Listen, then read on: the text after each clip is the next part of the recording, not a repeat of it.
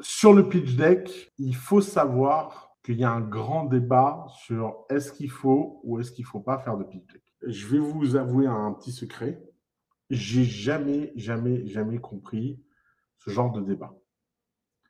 C'est des débats que les investisseurs adorent avoir. Ils vont sur Twitter, ils disent leurs trucs, machin et tout. En fait, en tant qu'entrepreneur, vous devez apprendre à faire des choix. Le pitch deck, c'est la façon la plus standard de présenter votre boîte. Si vous pensez que vous n'avez pas besoin de jouer dans les codes et faire vos propres codes, prenez votre risque. Maintenant, est-ce que vraiment, en plus du risque produit, en plus du risque marché, vous avez envie de rajouter un risque de forme? Peut-être que vous n'avez pas le bon leverage pour ça. Donc, si vous êtes un first-time entrepreneur et que vous levez des fonds pour la première fois, franchement, cherchez pas. Quoi qu'on vous dise, faites un pitch deck. Évidemment que le pitch deck, ce n'est pas qu'un matériel pour vendre. Si vous ne faites votre pitch deck que dans la perspective de lever des fonds, et vous ne faites ça que dans la perspective de vous dire, OK, en fait, je fais mon pitch deck parce que j'ai besoin d'argent et en fait, je vais bombarder les gens de toutes les infos nécessaires. Comme ça, il n'y a plus de problème et j'ai juste à dire que c'est page 70 du pitch deck, ça ne marchera pas. Ce que je vous ai dit tout à l'heure, c'est que le pitch deck, comme votre pitch à l'oral, doit raconter une histoire, il doit donner envie et il doit surtout aider les gens à ne pas tomber dans l'ennui le plus total en essayant de trouver une information dedans. Alors, c'est hyper important de comprendre que votre job, c'est de créer de l'émotion. C'est hyper, hyper, hyper important. Romain, un pitch deck, utilisez Google, franchement, les gars. C'est un document avec des slides, une présentation qui permet de résumer la proposition de valeur de l'entreprise, l'équipe, qu'est-ce qu'elle fait et combien d'argent vous cherchez, grosso modo. Et le plus important dans ce pitch deck, c'est de susciter de l'émotion. L'émotion, c'est trouver le bon exemple, le bon angle, ne pas être trop froid et réussir à rentrer de la bonne façon au bon endroit. Surtout dans un domaine chiant.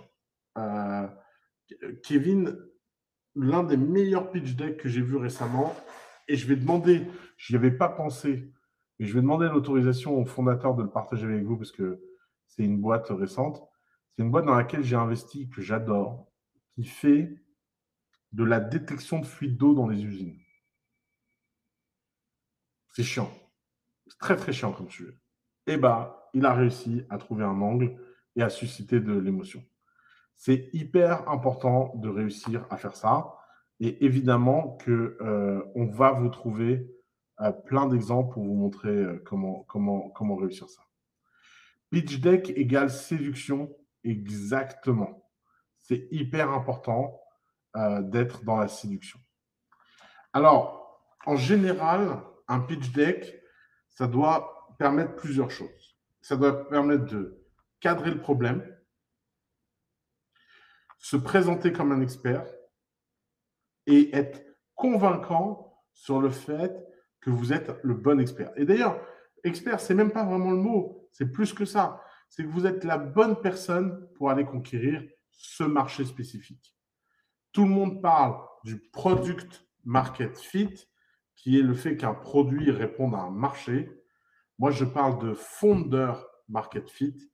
Est-ce que le fondateur est la bonne personne pour le marché qui est attaqué? Évidemment, ça doit raconter la solution que vous offrez, toutes les preuves de traction. La traction, c'est toutes les stats qui montrent que ça marche. Et évidemment, la vision de long terme et la capacité que vous avez à vous projeter dans le fait que ça marche. Retenez cette règle, les investisseurs sont par nature dans les startups des gens optimistes. N'allez pas croire que votre boulot, c'est de les convaincre que tout va mal aller. Des fois, je vois des gens, ils disent « Ah ouais, mais moi, je suis réaliste. » Ok, le réalisme, c'est qu'il y a un projet sur 100 qui marche, et quand il marche vraiment, vraiment très bien.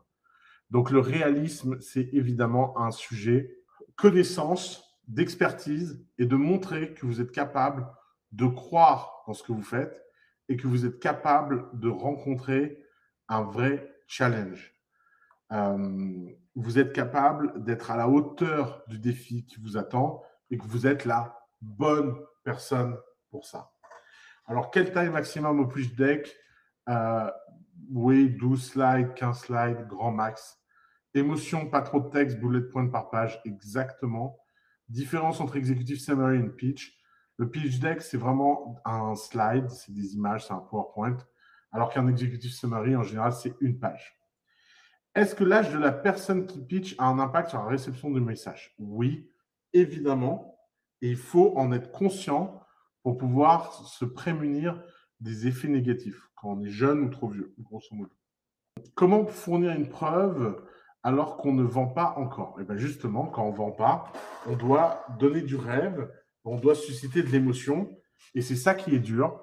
Et c'est pour ça que les premières levées de fonds sont toujours un immense challenge. Alors, pour bien cadrer un problème, il faut toujours supposer que votre investisseur ne connaît strictement rien sur le problème.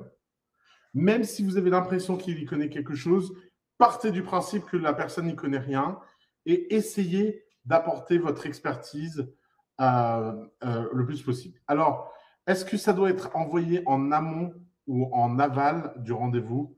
Moi, j'aime beaucoup l'envoyer en aval. Mais bon, il y a des gens qui aiment l'envoyer en amont. Stéphane, ça me fait plaisir que tu sois là. Que penses-tu des pitch decks faits sur Notion? Alors, c'est hyper personnel. Je trouve que Notion, c'est vraiment pas un truc pour les vieux dans mon genre. Si tu pitches des gens, évite Notion. Je crois qu'il y a plein de gens qui ont raté la case Notion. Les effets négatifs pour les jeunes, tout simplement, c'est que personne ne veut vous croire. Quand on est en seed, est-ce qu'on doit justifier le gap entre la vision hyper ambitieuse et les montants à lever? Pas si vous avez un cadrage clair et précis de votre expertise. Tout ce qui compte, c'est d'être convaincant sur qui vous êtes et pourquoi vous êtes la bonne personne. Alors, un bon cadrage, c'est un investisseur qui comprend le problème, qui comprend la solution et ensuite qui arrive à se projeter dans les sujets de l'utilisateur et qui arrive à avoir de l'empathie. Retenez ce mot, empathie. Évidemment, qu'est-ce que je disais? Oui, l'empathie est hyper important. N'allez pas croire que l'investissement, c'est un sujet purement rationnel. Le fait que vous existiez depuis 2 ans, comme demande Louis, ça n'a aucun impact. Ce n'est pas le sujet. Les sujets crypto, combien de gens ici ont une boîte crypto? N'hésitez pas, dites-moi dans le chat là. Moi ou pas moi. Donc il y a Fabien. Mon conseil pour les boîtes crypto, c'est prenez ce bootcamp comme quelque chose de lié à la levée de fonds et détachez-le complètement de la levée en token. À peu près tout ce que je dis ici n'a pas vraiment de sens dans un white paper. Et le white paper, c'est un exercice en soi. Il faudrait faire un bootcamp dédié au sujet. Vous avez compris ce que c'est le cadrage? Le cadrage, c'est rendre le problème réel. Comment faire pour que la personne qui soit en face de vous et qui ne connaît rien se dise « Tiens, il y a quelque chose d'intéressant » ou « Il y a quelque chose de suffisamment enthousiasmant pour que je m'en occupe ». Alors, ça peut être une très bonne chose de mettre l'investisseur dans un contexte d'utilisation de produits, mais attention, seulement si ça vous apporte un effet wow. Si l'utilisation du produit n'est pas tout à fait prête, etc., ne surtout pas le faire. Il vaut mieux que les gens se projettent dans ce cas-là. Il faut cadrer le marché ou le storytelling. Les deux, le cadrage, c'est la partie du storytelling qui est en charge de rendre le problème concret, réel, empathique, de montrer qu'il y a un sujet, que quand il y a un problème, c'est qu'il y a des solutions. Et s'il y a des solutions, il y a de l'argent à faire. On part de l'utilisateur bénéficiaire de la solution, surtout pas. On part des problèmes que les utilisateurs ont. Cadrage égale cahier des charges d'un site. Surtout pas, rien à voir. Pas UX, parle-t-il de l'interface utilisateur, front-end ou d'utilisation de produits de manière générale. L'utilisation de produits générale. Créant le futur, peut-on partir de l'imaginaire pour le rendre réel? Oui, exactement. C'est une très bonne façon de cadrer le sujet. Le cadrage implique-t-il de communiquer les métriques de l'industrie? Cadrage quali ou quanti? Alors, ça dépend. Si vous avez des métriques précises qui montrent à quel point ce que vous faites est important, n'hésitez pas à l'utiliser. Cadrage égale périmètre, exactement. Le cadrage, c'est le périmètre autour duquel vous établissez vos solutions. Est-ce qu'on peut utiliser des images qui choquent? On peut tout, mais toujours si c'est utile. La question, c'est pourquoi utiliser une image qui choque? Posez-vous toujours la question de c'est quoi? Essayez d'avoir un max d'empathie pour vos investisseurs. Mettez-vous dans leur tête, vivez comme eux. Imaginez que vous avez de l'argent et posez-vous la question, est-ce que vous vous donneriez à vous-même de l'argent? Ensuite, toujours mettre en avant votre expertise. Alors, c'est hyper important de comprendre que les bons investisseurs investissent pour la team et la team seulement. Et donc, c'est très important d'être profond en tant qu'équipe et de montrer que les différents aspects de l'industrie que vous attaquez sont pris en charge par les différentes personnes de la team. Par contre, attention, un gros warning sur les questions de team. Il y a quelques années, j'ai travaillé avec une startup qui avait un CTO de l'espace. De l'espace. Grosso modo, le mec, avant de travailler là, il fabriquait des fusées et c'était un mec hyper cérébral qui faisait des trucs hyper compliqués, qui participait à des confs hyper prestigieuses et tout. Et la boîte faisait une marketplace qui aurait pu être faite sur Miracle par un designer.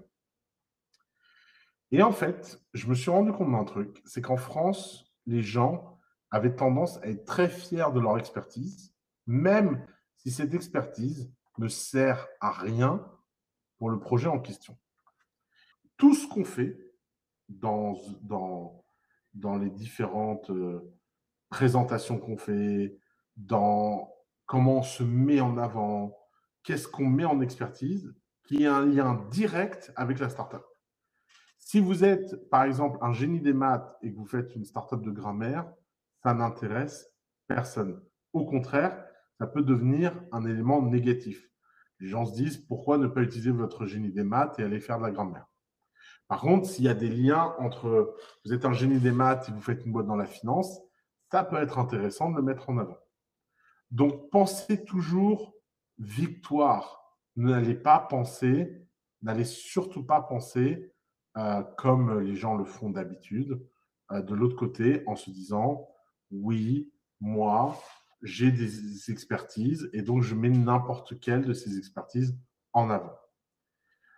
Ne faites surtout pas dans vos slides des logos sans détail, des affirmations non pertinentes.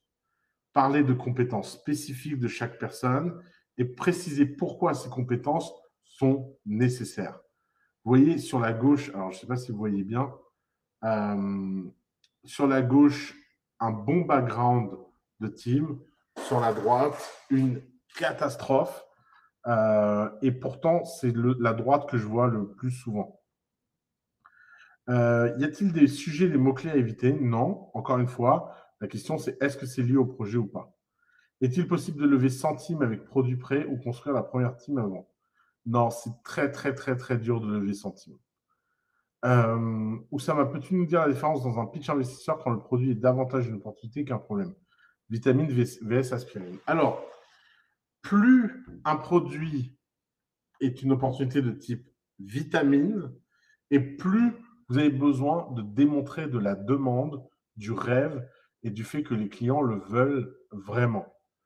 Pourquoi on préfère vendre des painkillers? Parce qu'on arrive à se projeter sur le besoin client. Doit-on parler des premiers salariés ou uniquement des fondateurs? Alors, je vous conseille de parler uniquement des fondateurs, sauf si un des salariés est stratégique. Mais attention, on vous posera sans doute la question s'il est si stratégique que ça Pourquoi n'est-il pas fondateur? Alors, est-ce que vous avez des questions sur la team? Comment trouver une team? Bah, la meilleure façon de trouver une team, c'est de travailler avec des gens, de faire du freelance et de les embaucher comme consultants. C'est l'une des meilleures façons de construire petit à petit cette team. Euh, Quid de la slide team lorsqu'on est solo? Trouver un moyen d'être convaincant sur le fait qu'être solo, c'est une bonne chose. Et là, bon courage, Vincent. C'est hyper dur à faire, mais c'est pas impossible. Un dress code particulier pour la team pendant le pitch. Alors, le dress code, dans le monde du VC, il ne faut pas s'habiller pour ce à quoi on ressemble. Il faut s'habiller pour être confortable et au top de sa performance. Si vous vous sentez au top de votre performance en étant bien sapé, sapez-vous bien. Si vous vous en fichez et qu'au contraire, vous avez envie d'être confortable, soyez confortable. Le dress code dans le monde des startups, ça n'existe plus. Il faut vous habiller pour vous et surtout pas pour les autres. Sous-traiter, c'est une stratégie perdante dans le monde de la levée de fonds. Les investisseurs n'aiment pas l'idée que vous alliez utiliser des agences ou sous-traiter des choses qui devraient être core à votre business et au sein de votre business. Doit-on mentionner que notre associé est notre frère? Oui, hyper important. Si vous avez ce genre de choses, il faut être upfront. Une team sans CFO, c'est gênant? Non, c'est plutôt courant. Le CFO, ça arrive bien plus tard. On peut considérer un freelance avec qui on bosse comme faisant partie de la team. Bien sûr que vous pouvez faire ça. Et il faut juste le dire honnêtement et ne surtout pas essayer de cacher ça derrière quelque chose de chelou ou en donnant l'impression que vous essayez de cacher des choses. Alors, en général, quand vous avez une team de 2, c'est suffisant, oui, bien sûr. Nécessaire d'avoir des cofondateurs, non, surtout si l'équipe est au top, mais les gens n'aiment pas que vous n'ayez pas de cofondateur. Alors, évidemment, la solution est vraiment éviter les captures d'écran inutiles ou le trop de détails. Il faut montrer le parcours client et montrer à l'investisseur que ce parcours client est essentiel à son bonheur. Évidemment, n'essayez surtout pas de donner l'ensemble des détails ou l'ensemble des étapes, mais montrer qu'est-ce qui est important pour le client et en quoi votre produit vient répondre à ce qui est important pour le client. Comment convaincre en tant que jeune entrepreneur? Mon CTO à 40 ans, grande différence d'âge. Si tu penses comme ça, tu as déjà perdu. Il ne faut pas penser en différence d'âge. Il faut penser en talent et te sentir l'égal de ton CTO. Sinon, tu as perdu avant de commencer. Avoir une team de 3 personnes peut-il être un problème dans la levée de fonds? Non. Si le projet nécessite d'avoir une grosse équipe, faut-il avoir la team complète au moment de la présentation du pitch? C'est mieux. La répartition des parts, l'évoquer quand, l'équilibre, à quel point ça compte. Dès le début, c'est hyper important. Ne pas faire de démo de produit pendant le pitch, cas du software. Alors, si vous n'êtes pas capable de faire de démo pendant le pitch, il va falloir être très convaincant de pourquoi. Normalement, vous devez toujours pouvoir être capable de faire une démo. Comment présenter l'expérience client quand le client n'est pas l'utilisateur? Alors, les cas où le client n'est pas l'utilisateur, il faut toujours parler de l'utilisateur et jamais du client. C'est hyper important. Lorsqu'on a des investisseurs advisors, le money, comment le présenter dans la team? Ne pas le faire. Ça ne sert à rien de présenter des gens qui ne sont pas très actifs. Des vidéos dans le pitch deck, pourquoi pas, tout est possible. Encore une fois, toujours réfléchir à comment l'investisseur va le prendre. Est-ce qu'on écrit la répartition des shares de chaque cofondateur dans le pitch ou l'oral suffit? Ne surtout pas l'écrire, le dire à l'oral, et c'est bien. 50-50, ça fait peur. Non, ça ne fait pas peur, c'est même extrêmement recommandé. Pour la démo, si ce n'est pas une techno SaaS, mais du consulting, c'est différent, car faire une démo d'une prestation de consulting, c'est complexe. Exactement. C'est pour ça que le parcours utilisateur, ce sera plutôt de montrer des exemples de résultats que vous avez obtenus pour vos clients et de choses effectives que votre approche consulting a permis de réaliser. Est-ce que quelqu'un d'autre que le CEO peut faire la levée? Absolument pas. Il n'y a que le CEO qui peut partir en levée. J'ai des partenaires qui sont des personnalités publiques. Est-ce qu'on doit les mettre en avant sur le deck? Oui, la social proof, c'est hyper important. Si vous n'arrivez pas à résumer votre app en 3 points clairs, c'est que vous n'êtes pas prêt à les lever. C'est hyper, hyper, hyper important. Alors, Kevin dit on ne lève pas sur maquette, n'est-ce pas? Bah si, on peut. Il y a des gens qui lèvent sur maquette. Ce qui compte, encore une fois, c'est storytelling, traction. Si vous avez une grosse waiting list et une maquette, ça peut être une très bonne raison de lever des fonds. Solo founder, c'est toujours compliqué. C'est toujours extrêmement compliqué. Ce que l'on présente, c'est uniquement ce que l'on a déjà fait en montant un certain succès, ou plutôt les réelles ambitions qui peuvent être 1000 fois plus importantes à l'avenir. Et bien, c'est 80-20. 80% ce que vous avez fait, 20% là où vous voulez aller. Et ne pas hésiter à être très clair sur là où vous voulez aller. Est-ce que je peux faire goûter ma boisson aux investisseurs? Bien sûr, juste ne les empoisonne pas, mais bien sûr, fais-les goûter. En général, est-ce que les VCBA sont-ils prêts à investir sur un pitch deck de startup B2C ou favorisent-ils plutôt les startups B2B? Il y a de tout. Il y a beaucoup d'argent. Et si ce n'est pas ces investisseurs-là, ce sera d'autres investisseurs. Il ne faut pas le voir comme une limitation. Le marché est très, très, très vaste. Doit-on faire un NDA avant de pitcher? Surtout pas. Jamais, jamais de NDA. Toujours, toujours, toujours faire confiance parce que de toute façon, personne ne va arrêter sa vie pour aller vous copier. Comment présenter sa team quand l'un des associés est attaqué par une partie du marché et de manière publique? Bah, tout simplement en expliquant ça. Il ne faut pas avoir peur du réel. Le réel, il est réel. SARL vs SAS comme structure. SAS sans aucune hésitation. La manière la plus efficace de trouver un cofondateur. On a un événement à The Family qui s'appelle Be My Cofounder. Et surtout, ne pas hésiter à tester des gens en freelance et à voir si vous avez envie de vous marier avec eux. Alors, on revient à ces histoires de solutions. Je recommence. La solution, ce n'est pas des captures d'écran random, c'est vraiment un guide de l'investisseur à travers le parcours client, à travers le parcours utilisateur, pour que l'investisseur puisse se projeter. Évidemment, il faut être capable de le faire rapidement, de façon cohérente, hyper résumée et sans trop de détails. Et évidemment, comme toujours, simplifier, simplifier, simplifier. La simplicité, c'est votre meilleur ami. Si vous avez déjà une SARL, changez en SAS. Évidemment que si vous avez bien réussi à cadrer le problème, que vous êtes convaincant sur votre expertise et que vous avez une solution qui dépote, il est le temps de montrer les résultats que vous avez déjà obtenus. Alors, la traction, c'est quoi? La traction, c'est la métrique qui montre que les choses vont bien. Au début, ça peut être compliqué de montrer de la traction. Mais c'est pour ça qu'au début, il faut trouver des tractions secondaires. Combien de gens sont intéressés? Combien de gens vous avez parlé? Quel événement vous êtes invité? Quel social proof vous pouvez avoir? Mais c'est hyper, hyper, hyper important d'être capable de démontrer que les gens sont intéressés et curieux par votre solution et de trouver une statistique qui montre ça. Alors, évidemment, en général, si vous avez une traction comme le chiffre d'affaires, bah, ça ne demande pas d'explication. Parce que vous avez du chiffre d'affaires et tout le monde sait ce qu'est un chiffre d'affaires. Évidemment qu'il faut toujours présenter sa data, non pas en cumulé, mais en relatif. Par exemple, je m'explique. Disons que vous avez 10 inscrits la première semaine, 10 inscrits la deuxième semaine et 10 inscrits la troisième semaine. L'erreur à faire, c'est de faire un graphique qui monte 10, 20, 30. Parce que ça, c'est le graphique du nombre total d'inscrits. Malheureusement, et ce sera une courbe plate, vous devez montrer que toutes les semaines, vous avez 10 utilisateurs.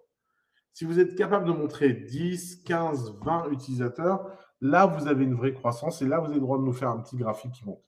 Mais ne jamais, jamais présenter vos datas de façon cumulée. Vous devez présenter vos datas de façon à montrer qu'il y a de la croissance, mais que cette croissance, elle n'est pas fake. Comment tu arrives à déterminer la taille du marché que tu vas adresser? Genre X% de X milliards en évitant le doigt mouillé. Alors, la taille de marché, c'est le sujet le plus important à maîtriser et la meilleure façon de le faire, c'est d'avoir une approche bottom-up, surtout pas top-down. Combien ça coûte? Combien potentiellement de gens peuvent l'acheter? Et d'être fort à évaluer ces deux sujets-là. Et si vous êtes capable de faire cette multiplication, vous serez très convaincant sur la taille de marché. On peut aller seul au rendez-vous investisseur. Peut-on faire des rendez-vous investisseurs à distance? À distance, oui. Seul, c'est incontournable. Quels sont les KPI de traction générique incontournables? Quels sont les KPI de traction générique incontournables? Les KPI de traction. Ah, traction, j'étais là. Traction. Le top du top, c'est le chiffre d'affaires. L'usage, c'est bien aussi. Quand on n'a pas de chiffre d'affaires, de montrer que les gens sont addicts. Faire 520K la première année, 1 million la deuxième année en fonds propres et solo fondeur, ça parle à un investisseur où ce n'est pas une échelle assez importante car on voit des startups faire x20 sur une année. Finalement, Baptiste, le sujet, c'est pas ça. Le sujet, c'est jusqu'où ta boîte peut aller et pourquoi les fonds vont changer quelque chose. 520 millions, c'est déjà très, très, très bien. C'est même impressionnant. Et la question, c'est est-ce que le million va devenir juste 2 millions ou est-ce que le million peut devenir 100 millions? Et c'est là où tu dois être convaincant. Nous sommes une startup SaaS avec quelques early adopters, sans contractualisation ni paiement de leur part, mais la volonté de tester notre bêta. Peut-on considérer que c'est une preuve de frustration? Oui, bien sûr. Il faut le storyteller. Pas hésiter d'ailleurs à rentrer dans des véritables logiques. Par exemple, il y a un truc moi que j'adore faire, c'est quand j'ai des premiers utilisateurs, de faire des interviews vidéo avec eux pour comprendre leur usage du produit. Et à la fin de l'interview, je dis qu'est-ce que tu as pensé du produit? Est-ce que tu as bien aimé tout? Et s'ils disent des bonnes choses, ça fait des témoignages que je peux couper et mettre sur mon site internet. Vous voyez, c'est une façon très concrète de hacker un process où vous prenez soin de vos utilisateurs. Mettez toujours en perspective et en storytelling tout ce que vous faites et vous allez réussir à avoir une approche plus générale de votre storytelling et de votre action que le simple chiffre d'affaires. Si vous montrez des lettres d'intention, des choses déjà signées, et ben ça va aider à rendre votre boîte encore plus concrète et encore plus tangible. Comment aborder le pitch si on s'adresse à des B2C mais que nos clients sont des B2B? Alors ça, les gars, quand vous êtes dans ce genre de situation, vous n'avez pas de bol, mais il faut pitcher l'un ou il faut pitcher l'autre. Il faut pitcher là où la croissance est. Par exemple, Facebook, ils n'ont pas pitché le business d'advertising avant d'avoir des millions et des centaines de millions d'utilisateurs. Donc, concentrez-vous sur votre première étape. Si votre première étape, c'est un B2C, eh ben, allez-y. Commencez par le B2C. Est-ce que c'est possible de lever avant d'avoir un CA si la vision est réelle et claire? Oui, bien sûr, il y a plein de boîtes qui lèvent avant d'avoir un CA. Peux-tu t'expliquer l'approche bottom-up que tu recommandes? Alors, expliquons l'approche bottom-up de la façon la plus claire possible. L'approche top-down, c'est dire le marché du savon, c'est par exemple 20 milliards d'euros parce que je l'ai lu dans Gartner. OK, ça c'est abstrait, on ne comprend rien.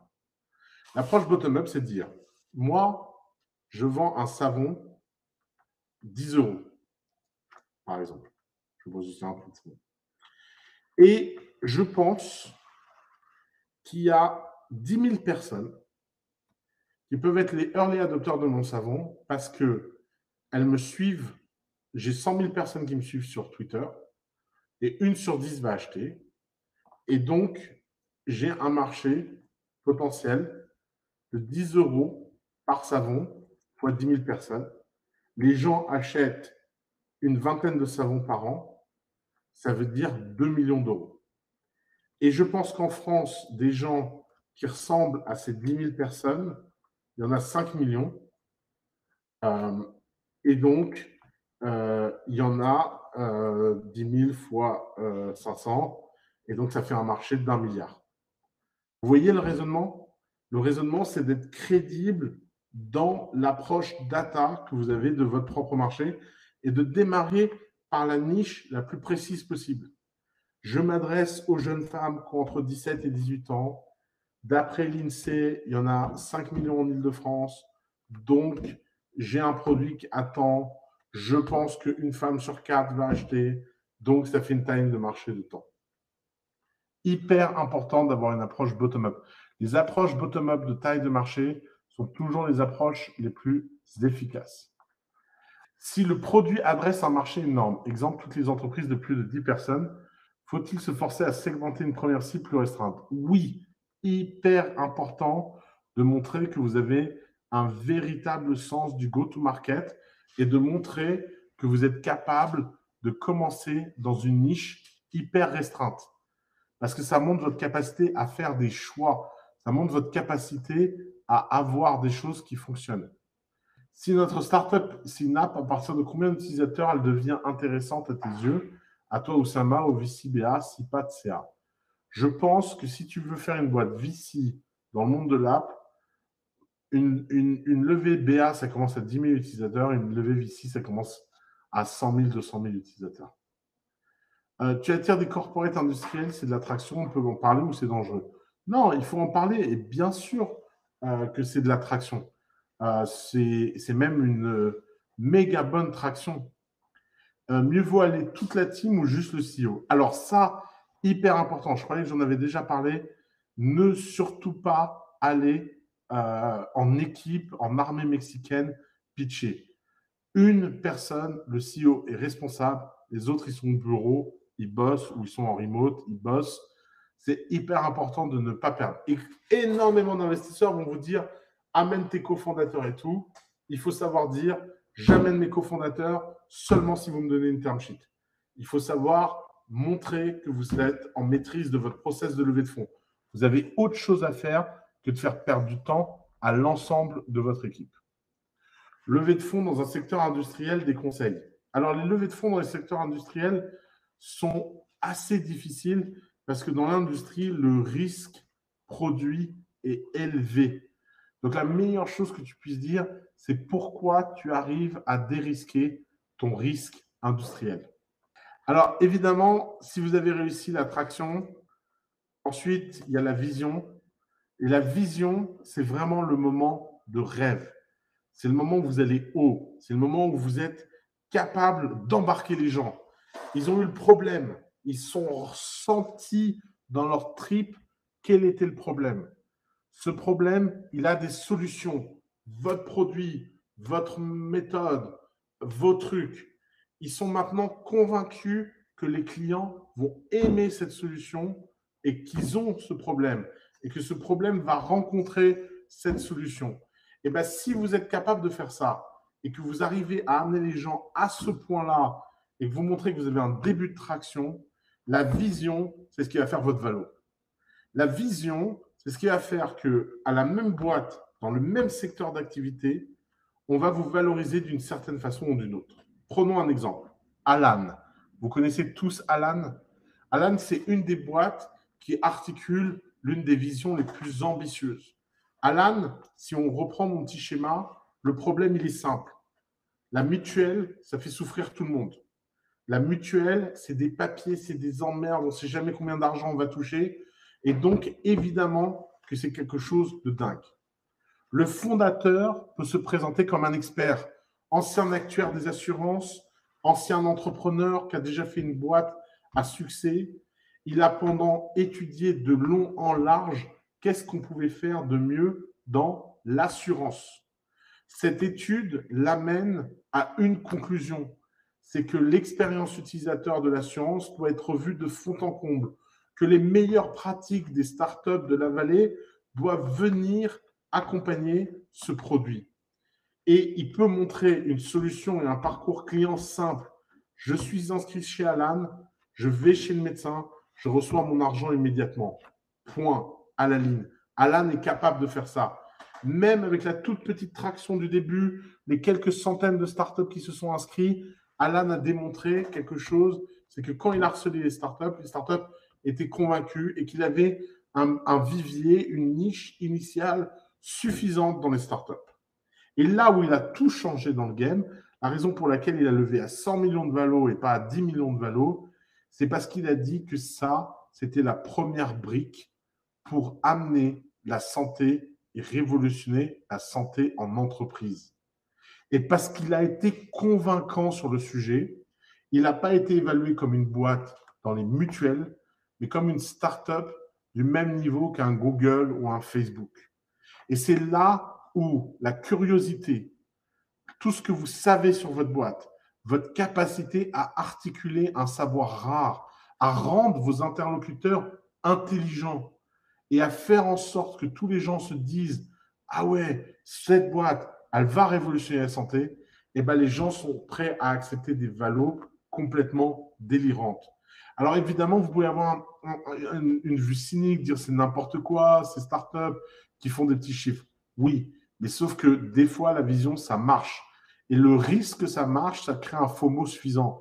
Je ne dis pas que Alan va réussir, mais je dis que si une boîte a une chance de réussir à transformer la santé en entreprise, c'est justement Alan. Si vous mettez 1 million dans Alan, votre risque, il est de 1 million. Par contre, si vous ne les mettez pas, votre risque, c'est les 100 millions que Alan pourrait représenter. Vous voyez? C'est pour ça que le monde des startups est rempli d'optimistes. Les investisseurs ne font pas un deal parce qu'ils pensent que ça va marcher, mais parce qu'ils ne voient aucune raison de ne pas le faire. C'est cette portée optimiste que si vous la maîtrisez dans le cadrage du problème, le fait que vous êtes convaincant dans votre expertise, la solution que vous amenez, la traction que vous démontrez et la vision que vous articulez, c'est tout ça ensemble qui fait que vous avez quelque chose qui est attirant pour les investisseurs. Si le time to market est long, est-ce un problème pour les VC? Oui, mais rien n'est un problème si c'est bien expliqué. Encore une fois, c'est le pouvoir de l'articulation entre le cadrage du problème et la vision. Si le go-to-market est long, mais que l'opportunité est infinie, vous pouvez faire passer la pilule. Par contre, si le time to market est long et que l'opportunité n'est pas si intéressante que ça, là, bon courage. Si les cofondateurs sont à 50-50, utile d'aller au rendez-vous à deux? Non, jamais. Si on a prévu plusieurs étapes de business model par étape pour s'adapter au contexte du marché, faut-il en parler? Non, on ne fait pas de billard. On parle tout de suite de ce qu'on va gagner tout de suite. On n'essaye pas de rentrer dans le détail du machin, du truc. Ça ne fait rien pour la vision, ça fait que confondre les investisseurs, ça fait que les perturber. L'importance de commencer dans une niche. Est-il pertinent d'avoir un premier projet spécifique à la niche initiale avec un nom qui parle à la niche? Non, non, non, non, non, surtout pas. C'est trop compliqué de changer de marque. On commence par une marque générale. La niche, c'est simplement tactique. C'est même pas stratégique, la niche. La niche, c'est pour gagner du résultat à court terme. C'est les investisseurs qui évaluent les montants nécessaires à la levée ou c'est nous qui le proposons. Alors, hyper important d'être dans l'action. Vous ne pouvez pas espérer que les investisseurs vont faire un travail d'aide et de conseil. Ça ne marche pas. Vous avez besoin d'être très clair sur ce que vous avez besoin, comment vous allez le trouver, etc. C'est hyper important. Parce qu'en fait, vous allez être dans une logique, dans une problématique qui est que les investisseurs vont avoir besoin de sentir que d'autres investisseurs ont une offre et sont capables de faire une offre. Et si vous n'êtes pas clair sur l'offre, vous allez donner le sentiment qu'aucun investisseur n'a déjà fait une offre. Or, une des choses les plus importantes en levée de fonds, c'est qui fait quoi, qui dit quoi et qui donne l'impression d'être intéressé par votre projet. Ils sont très sensibles au marché et au fait que vous parliez avec d'autres gens. Il faut dire quoi pour la vision? Tu vois, par exemple, dans le cas d'Alan, c'est de dire on est plus qu'une mutuelle, on est l'avenir de la santé en entreprise. Dans le cas de The Family, c'est de dire on est plus qu'un acteur de précide, on est une plateforme, on est le Goldman Sachs de l'âge entrepreneurial. Ayant étudié parfaitement mon sujet, j'ai réponse à quasiment toutes les objections sur la vision, mais j'ai l'impression de parfois passer pour un prétentieux. Dois-je leur laisser croire qu'ils m'apprennent quelque chose? Évidemment, David. Évidemment. D'ailleurs, hier soir, j'ai eu la chance d'assister à un film sur Céline Dion où Céline Dion a arrêté de dire qu'elle avait un talent naturel parce que ça choquait les gens. Comment valoriser son entreprise et quel pourcentage? Ça, on en parlera. Peux-tu, s'il te plaît, nous citer le top 3 des objections de VC et comment les traiter? Alors, en général, ça ne marche pas comme ça. Il n'y a pas de top 3. Et les objections, en général, elles ne sont pas là pour vous empêcher d'investir.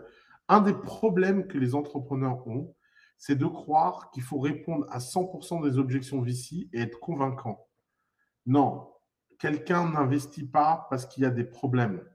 Quelqu'un investit parce qu'il y a de l'espoir, parce qu'il y a du rêve.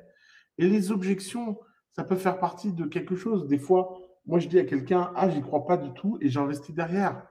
Donc, évidemment qu'en fait, il faut comprendre ce paradoxe des investisseurs. Il faut comprendre que vous n'êtes pas là pour répondre à toutes les questions tout le temps. Vous êtes là pour montrer qu'il y a une démarche, qu'il y a quelque chose d'intéressant, qu'il y a un problème clair, que vous êtes capable d'être l'expert pour ce problème, que la solution est limpide, que la traction est déjà là et que la vision, elle fait vraiment rêver. Ok, mais qui peut dire je n'ai besoin que de 5 millions, plus plus on pourra développer. Oui, mais ça, c'est pas le sujet, Olivier. Évidemment qu'on a toujours besoin de plus d'argent. La question, c'est de montrer ta capacité à faire un deal, à dire à ce stade-là, pour atteindre tel milestone, j'ai besoin de tant d'argent et je suis prêt à donner tant de parts. Et cette capacité à faire un deal, cette capacité à articuler un deal, elle est super importante. En termes de vision et d'ambition, est-ce qu'on peut carrément dire qu'on veut dézinguer un monopole détenu par quelques énormes acteurs du marché? Bien sûr qu'on a le droit de dire ça. Si on arrive à faire la levée de fonds, mais qu'on se casse la gueule, dois-je rendre tout l'argent? Dieu merci, non. Est-ce que les investisseurs sont sensibles à des choses comme la réduction de l'empreinte carbone des clients ou par exemple le fait que les acteurs dans la chaîne de valeur du produit soient mieux rémunérés? Absolument pas, Hatim. Aucun investisseur est sensible à ça. Tous les investisseurs peuvent prétendre qu'ils sont sensibles à ça, ils peuvent mentir, mais ce ne sera jamais vrai. Jusqu'où aller dans les projections financières pour montrer l'ambition de la boîte sans être à côté de la plaque pour les invests? 5 ans, c'est bien. Être incubé ou pas, cela joue un rôle. Bien sûr que ça joue un rôle. Moi, j'ai jamais compris pourquoi les gens croyaient que le fait d'être dans un réseau déjà structuré, qui a des contacts et une répute, ça pouvait ne pas aider leur boîte. Évidemment que ça aide. Moi, 60, mon fils 22, cofondateur qui doit aller au rendez-vous. Qui est le CEO, Ali. C'est ça le sujet. Justement, les délais importants entre prise de contact et signature, problème de BFR, ralenti la croissance. C'est une justification à la levée de fonds, en plus d'objectifs. Ouais, ça, c'est extraordinaire comme justificatif. Les besoins de BFR, ça, c'est le top du top pour une levée de fonds. Parce qu'on arrive tout de suite à comprendre l'impact direct que la levée de fonds va avoir. On a une techno qui disrupte plusieurs secteurs, on développe qu'un des marchés, mais est-ce qu'on doit pitcher aux investisseurs tous les projets? Ouh là là là là, surtout pas. Choisir, être clair, être direct. Est-ce que lever des fonds me condamne à perdre le contrôle de ma boîte? Passer de solo fondeur à 3 cofondateurs, plus lever, ouch. Ouais, ben ça, évidemment. Évidemment. C'est possible d'avoir plusieurs visions. Si on a 2 ou 3 chemins possibles, gros impact à l'assaut, devenir une SaaS, ou aller sur d'autres marchés, on présente les 3 ou un seul. Non, on fait des choix. On ne présente jamais un catalogue à options. Quels sont les moyens pour une levée de fonds? Entre 2 et 6 mois. Comment tu réponds à la question et la sortie? Si toi-même, tu ne sais pas si tu vas relever ou racheter ou autre. Quand tu prends l'argent de quelqu'un, de savoir comment cette personne, un jour, gagnera de l'argent. Il faut que tu te renseignes sur les clauses de sortie possibles et comment les activer. La levée de fonds doit-elle être remboursée en fonction du deal ou c'est toujours un capital risque qu'on n'aura pas remboursé? C'est toujours un capital risque. Si un VC est prêt à investir, doit-on accepter immédiatement sa proposition d'investissement ou bien conseilles-tu de poursuivre les rendez-vous? Évidemment, c'est une tension palpable et ça, on va en parler en détail. Comment être convaincant? Tips. Alors, la meilleure façon d'être convaincant, c'est d'être précis. C'est de réussir à créer de la confiance en disant que ce que vous faites a quelque chose de sous-jacent, de très, très, très, très précis. La précision crée la confiance. Si l'équipe de 3 profils IT complémentaires n'a pas une personne chargée du marketing à 100%, mais que le CEO est à la fois le CTO et responsable marketing, est-ce que là, cela peut suffire à lever? Bien sûr. Que penses-tu des montages fonds LBO, OBO? Que ça n'a rien à voir avec l'innovation et qu'il ne faut surtout pas utiliser ces montages dans une boîte innovante. Mais dans une boîte classique, ils sont très utiles. Pourquoi tu dis que les investisseurs se foutent que l'on ait des impacts sociaux environnementaux? Il existe des investisseurs sociaux, IP par exemple. Oui, je sais ce que les gens prétendent, je vois ce que les gens font. Et Émilie Pleuvray, je te le dis, ils s'en foutent. Ils ont des marketing, ils ont des raisons, etc. Mais à deux projets sociaux égales, ANP, ils investiront toujours dans le plus rentable. Donc évidemment que tu as des investisseurs spécialisés qui vont donc investir dans un champ social responsable, mais même dans ce champ, ils auront tendance à donner la priorité aux entreprises les plus rentables et les plus efficaces avec le capital. Quelles sont les options de sortie pour un invest en dehors d'une nouvelle levée? L'introduction en bourse, la vente des parts, le rachat secondaire, il y a plein de choses. Tu viens de dire qu'on peut perdre le contrôle de sa startup, mais comment ça? Il faut bien que je continue à diriger. Il y a une différence entre la direction et le contrôle. La direction, c'est les décisions du quotidien. Le contrôle, c'est les décisions stratégiques. Un board peut, si tu as des cofondateurs et que tu es en minorité, décider de te virer pour que justement tu ne prennes plus de décisions au quotidien.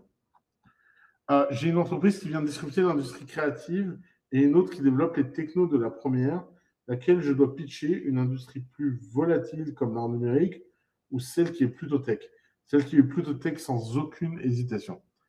Quels sont les avantages des BSA? Ça, on en parlera. Être les conseils tubes, bah, étant donné que je les ai inventés, oui, je pense. Quels sont entre réalisme et mégalomanie, jusqu'où aller dans la vision? As-tu des exemples amusants à nous partager? Alors, il n'y a rien de pire que les visions mégalomaniaques qui ne sont pas appuyées sur quelque chose de convaincant de la part du fondateur. Quand Elon Musk dit je vais aller sur Mars, bizarrement, il est crédible. Posez-vous la question pourquoi Elon Musk est crédible avec une vision aussi délirante? Et travailler de la même façon qu'Elon Musk travaille.